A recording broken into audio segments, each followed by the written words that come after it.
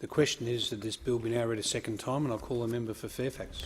Thank you very much, Deputy Speaker. And I rise today to make a contribution to this debate about this amendment bill, Customs Amendment Bill, that represents the key legislative change required to give effect to new rules of origin for an agreement that we often refer to as PACER Plus, Pacific Agreement on Closer Economic Relations Plus. PACER Plus is part of Australia's trade agenda. It is a development-focused trade agreement signed by Australia, New Zealand and 9 Pacific Island countries, aimed at driving economic prosperity and raising living standards in our region. Now, the bill to which we refer today builds upon one of the most important networks of strategic and economic relationships that Australia has, being our relationship with our closest neighbours, the nations and people of the South Pacific. Australia's 2017 Foreign Policy White Paper highlighted that the stability and economic progress of the Pacific Island countries are indeed of great importance to Australia.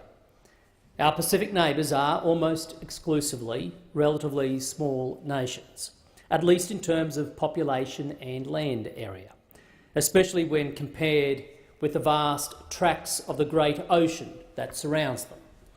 In fact, the world's entire landmass, Deputy Speaker, the world's entire landmass could fit within the Pacific Basin alone. For the most part, opportunities for Pacific Island communities have been both rare and limited, facing as they do critical challenges of small markets, narrow production bases and limited infrastructure, with consequent high costs and structural impediments to business and to trade.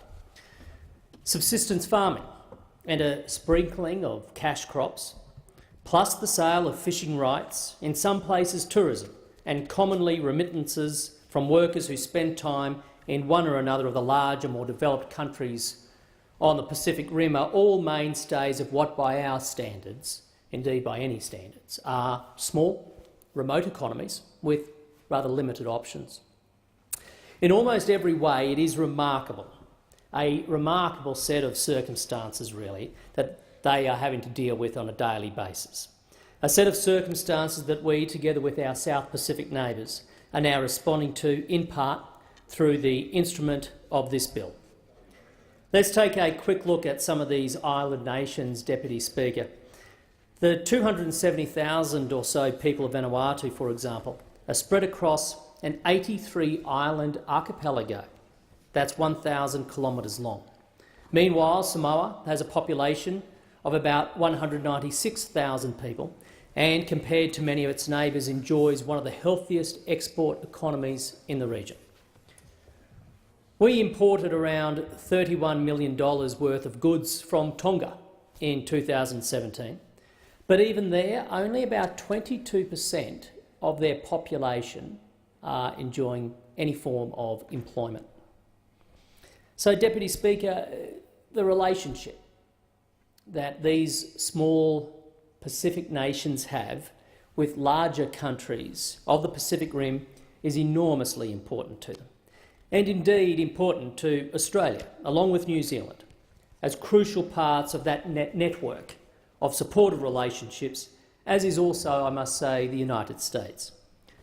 Notwithstanding the constraints such as limited economies of scale and the tyranny of distance being such, Australia's relationship with our South Pacific neighbours is strong, trusting and invariably warm, and also to a great extent shared, with 76,000 Australians having Samoan heritage, for example.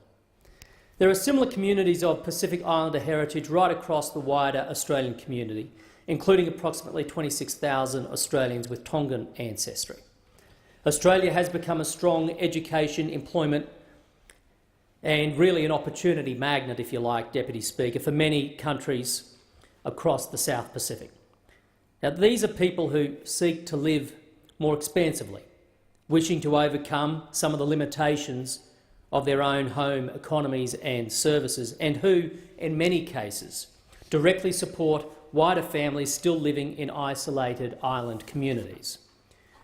Increasingly, in recent decades, education has become a key part of that interaction and is becoming ever more important as an opportunity builder. The Australian Awards Pacific program, for example, is a subset of the larger Australian Awards program, and both are offering opportunities for scholarships, fellowships and short courses for Pacific Islanders in formats that are specifically designed to both widen and deepen their national skills base. The Pacific element of the program even specifically requires graduates to return home for a minimum of 2 years after their studies to ensure a reliable local benefit to their home economies. Direct employment opportunities are also vitally important, especially for individuals and their families.